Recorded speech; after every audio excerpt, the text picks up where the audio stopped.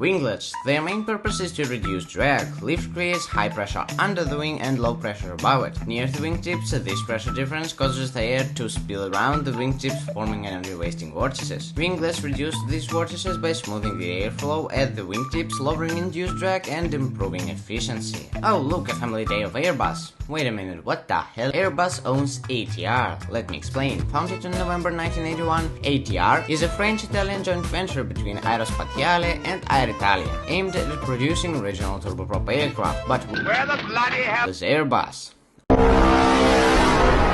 Also interesting fact, division of roles. While they share ownership, they also divide industrial responsibilities. Leonardo is responsible for the fuselage and tail structures, while Airbus is responsible for the wings and final assembly, which is conducted in Toulouse, France.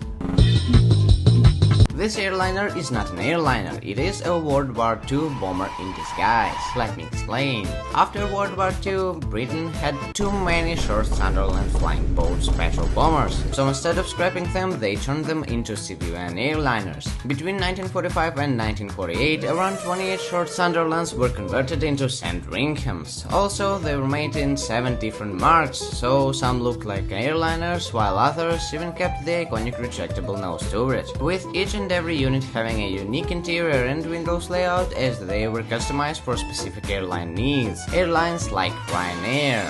Let me explain. In 1989, a short S.25 Sandringham flying boat, registration Golf Bravo Juliet Hotel Sierra, was painted in Ryanair livery as a part of a promotional sponsorship deal for the Foynes Flying Boat Museum, named The Spirit of Foynes. This vintage aircraft was intended for promotions rather than commercial service, but the deal fell through and the livery was removed later that year.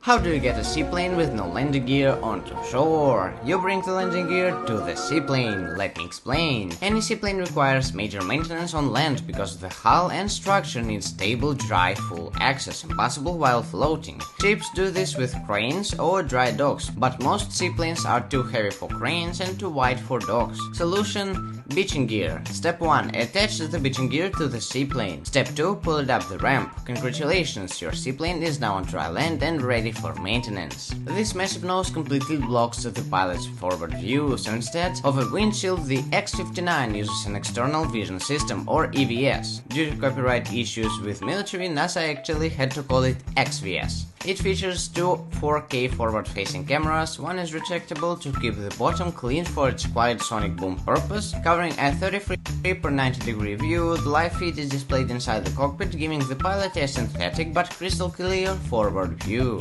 Not to be confused with Enhanced Vision System, or EFVS, Enhanced Flight Vision System. So EVS is when you put on your helmet and... Gauge heads-up display? Check.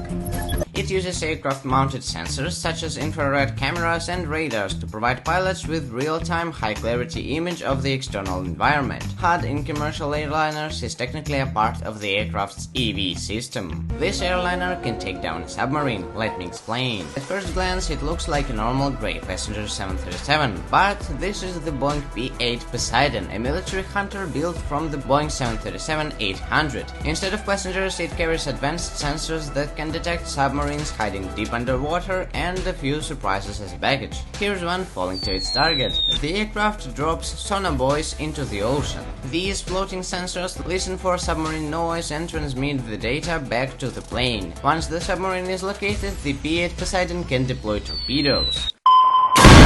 So next time you see something that looks like a grey 737 over the ocean, it might actually be hunting you. This seaplane has the largest wingspan ever built out of seaplanes.